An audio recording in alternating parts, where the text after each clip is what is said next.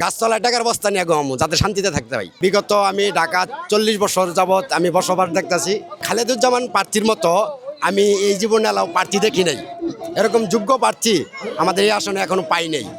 অথচ আমরা দুর্নীতি, সন্ত্রাসী, চাঁদাবাজি, লুটতরাজ এই আসনটা আমাদের অতিরিক্ত বন্ধ করতে হলে ইসলামী শাসন দরকার।